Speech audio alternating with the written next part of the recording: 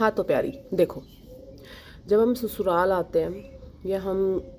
कहीं भी शिफ्ट हो रहे हैं, ससुराल में ससुराल की बात बताती हूँ,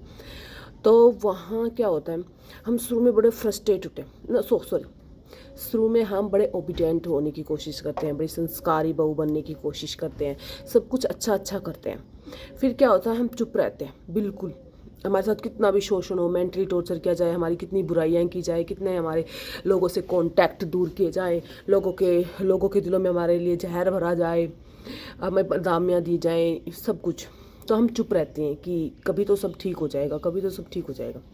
फिर वो अंदर रह जाता सब कुछ। फिर एक टाइम ऐसा होता है और फिर हम पूरे दिल से उन लोगों के लिए कर रहे होते हैं, उनको पलकों पे बिठा के रख रहे होते हैं। फिर हमें पता चलता है यही लोग पीठ पीछे हमारी बुराइयां कर रहे हैं, लोगों से हमारे कॉन्टैक्ट तोड़ने की कोशिश कर रहे हैं, लोगों के दिलों में हमारे लिए नफरत पैदा कर रहे हैं, गलतफहमियां पैदा कर रहे हैं। ये जब भी मुंह खोलते हमारी बुराइयां करें, हमारे सामने बड़े अच्छे बन रहे हैं। ठीक है, ये उन लोगों की बात है जो हमारे सामने बड़े मीठे अच्छे पोलाइट बनते हैं, हमसे काम मतलब निकालते हैं, और जब जब भी हमारे अलावा किसी भी इंसान के साथ बैठते हैं तो हमारी बुराइयां शुरू कर देते हैं।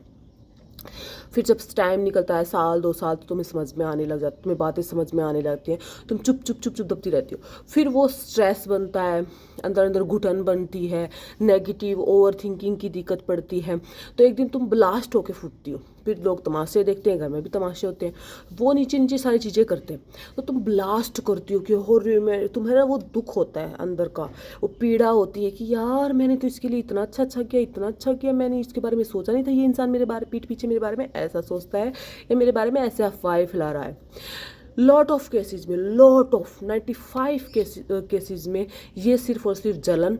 और इनसिक्योरिटी के कारण होता है कि हमारी पावर ना छिन जाए, और एक जलन, क्योंकि जो इंसान, उनसे पता है अपनी औकात में, ऐसा कोई टैलेंट नहीं है, मैंने कभी गृहस्थी नहीं संभाली, मैंने बस पूरी ज़िंदगी जुबान चलाई है,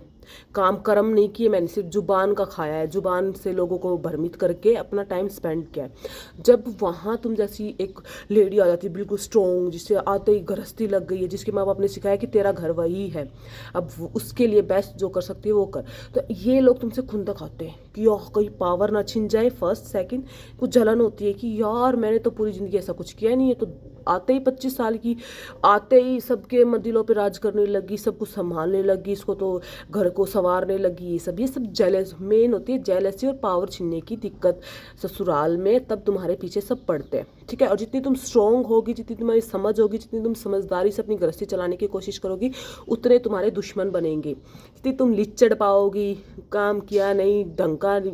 बेहुदी रहोगी, ना टाइम पे नहाना, ना खाना, ना घर को संवार के रखना, ना अपने बच्चों की, ना अपने पति की, किसी की केयर नहीं करना, अपने घर के बारे में नहीं सोचोगी, तो तुम्हारे कोई दुश्मन नहीं मिलेंगे, सब हैं। जैसे ही तुम कुछ इनसे अलग करोगी, जैसे ही तुम अपने घर के बारे में सोचोगी, लोग तुम्हारे दुश्मन बनेंगे, घर के अंदर भी, घर के बाहर भी, और रिश्तेदारी में, जहाँ जिन रिश्तेदारों से तुम्हें कोई लेना देना, वो भी दूर बैठे तुमसे सड़ रहे होते हैं। ठीक है,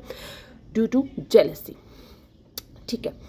तो यार ये फेज आता है, फिर उसके बाद है ना एक ऐसा फेज आता है जब तुम्हें इनकी एक एक चालाकियाँ समझ में आती है, एक एक भाषा समझ में आती है, तो तुम्हें हंसी आती है कि यार कैसे लोग हैं, कितने अपने आप को समझदार, मतलब डेढ़ सियाने समझ रहे हैं कि हमें सब समझ में आ रहा है, मतलब ये खुद के अलावा पूरी दुनिया को बेवकूफ़ समझते हैं, जबकि होता उल्टा है, ये खुद बेवकूफ़ होते हैं। तो मेरी जान, मैं तुम्हें एक बात बताती हूँ, कोई रिएक्ट करने की ज़रूरत नहीं है। पड़ोसी तुम्हारे आके बताएं, रिश्तेदारी तुम्हारे बारे में ऐसा बोला गया है, सुनो ही मत, एक दो बातें सुनो,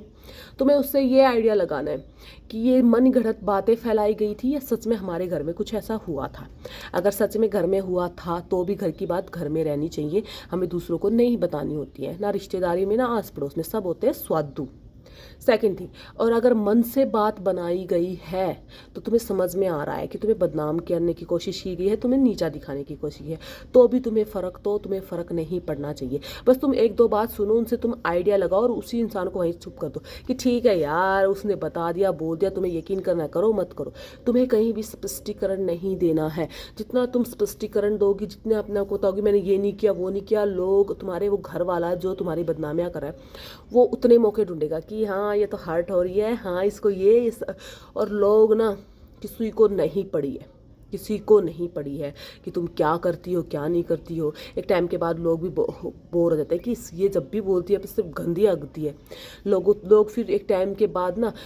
2 महीने, 4 महीने, 6 महीने, साल भर लोग इन्फ्लुएंस होते हैं इनकी बातों से, बाद में उनको समझ में आने लग जाता है, उनको दिखने लग जाता है, ठीक है, कि कौन कहाँ ठीक है। वो अलग बात है, कोई मुंह पे नहीं बोलता है, ठीक है, सबको समझ में आ जाता है कि किसमें कितना दम है। तो तुम्हें कहीं भी फ्रस्ट्रेट होने की ज़रूरत नहीं है। फास्टिंग मुझे किसी ने बताया ही नहीं, समझाया ही नहीं गृहस्थी का रूल।